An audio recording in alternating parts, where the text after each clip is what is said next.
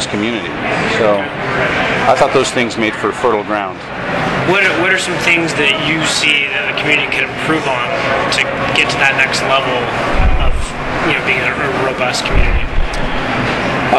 That's a great question, because there are a couple of things that I think are done quite differently here. The two that I think would really help produce more successful startup companies in Utah are, number one, the technology teams need to band together to make deeper, stronger teams. My experience in Silicon Valley was such that if you had a startup that, let's say, had 10 people involved or 15 people involved, almost all of them would be developers, and really strong developers. Not just one or two strong guys with a whole bunch of people who follow their direction.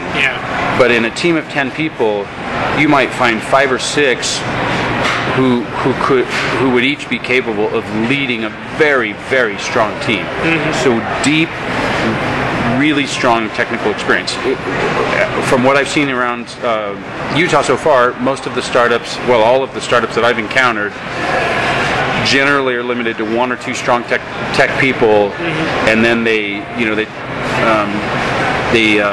bring in a bunch of entry-level people or younger people to go with them. And I think the stronger your technology team, the better the better chance you have of going fast and of doing things right. Then that leads me to the second part of it. The guidance of those teams, be it management in the company or those early investors in, whether they're angel investors or in some cases, local venture capitalists.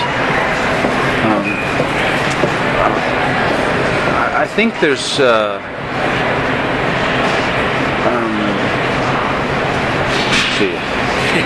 How do I want to say this? Well, a lot of people have identified the fact that there are a lot of developers here, and there aren't enough. The way it's commonly expressed is there aren't enough middle and upper managers. That's what you commonly hear. And by putting more developers together into a company, maybe that would offset some of that problem. But I also think that there's still a bit of an adversarial relationship here, in my opinion, between investors and entrepreneurs. I think there's still a lot of instances where investors are looking more to make money from the entrepreneurs rather than to truly partner and mentor the entrepreneurs. And I think if the more we get past that, the more successes we'll have. I've noticed that as well. I think that's a good point that you said. With the technology, now your background is in engineering, is that right? I have a master's degree in electrical engineering. Okay. So, how much, when you start your own startup company, are you much on the technology side of things? Do you develop and code and all that? It's rare that I write code. My team is happiest when I don't write code. But I think understanding technology is crucial to structuring a product at the very least, and sometimes very important to structuring a business. When you build a product, to get maximum value and utility out of the product, it needs to be architected in a way that contemplates the possible future uses of the product. So the technologists have to understand where the business is trying to go or likely to go, and build the technology with that in mind.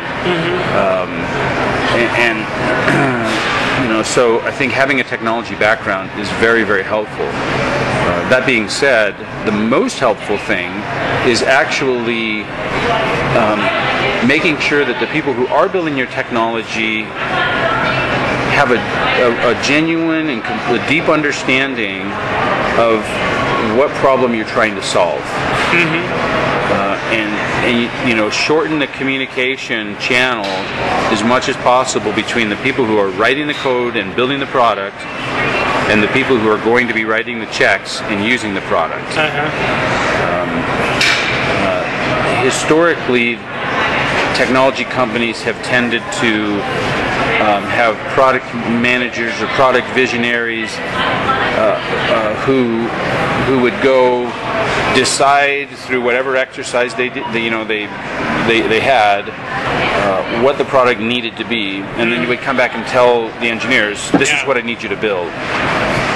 What the agile methodology would help to foster, and what I believe is critical to the success of a technology startup, is to say